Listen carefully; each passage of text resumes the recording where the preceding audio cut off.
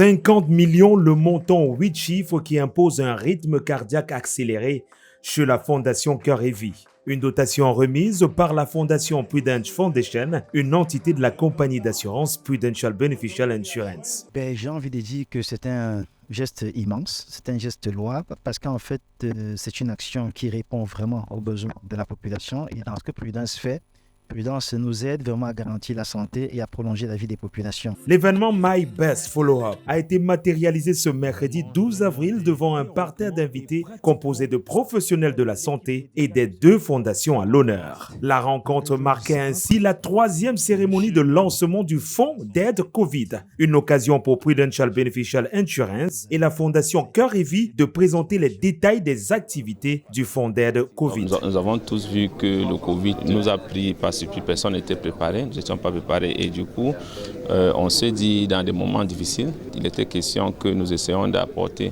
un appui à la communauté, que nous essayons de vivre la raison pour laquelle nous existons, qui est d'aider les uns les autres à tirer meilleure partie de la vie.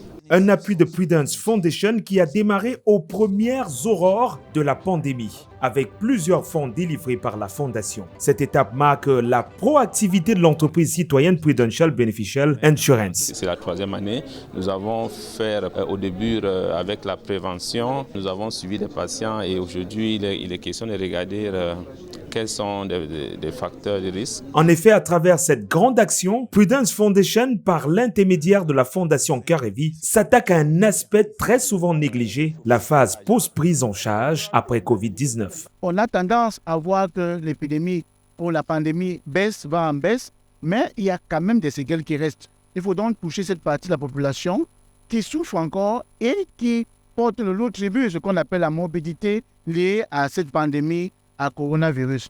Raison pour laquelle on s'est dit qu'il faut mettre sur pied une stratégie de dépistage et de suivi de ces patients qui traînent les complications de cette maladie. Et ce don de 50 millions de francs CFA vient à point nommé, car il met sur pied une campagne qui se déroulera sur 5 mois avec pour objectif assister les hôpitaux dans la sensibilisation, le dépistage et la formation du personnel. Il sera aussi question de promouvoir la digitalisation des services de santé pour leur accès au plus grand nombre. Un ensemble construit sur un protocole bien défini. Pour les patients qui seront enregistrés dans la plateforme, qui traînent soit l'hypertension artérielle, le diabète, les maladies respiratoires ou encore toute autre forme de complications liées à COVID-19, seront donc suivis de façon régulière via la plateforme numérique. Mais au-delà de cela, lorsqu'ils sont dépistés, diagnostiqués, ils reçoivent des médicaments gratuitement et ces médicaments leur seront donnés pendant une longue période d'environ 6 mois.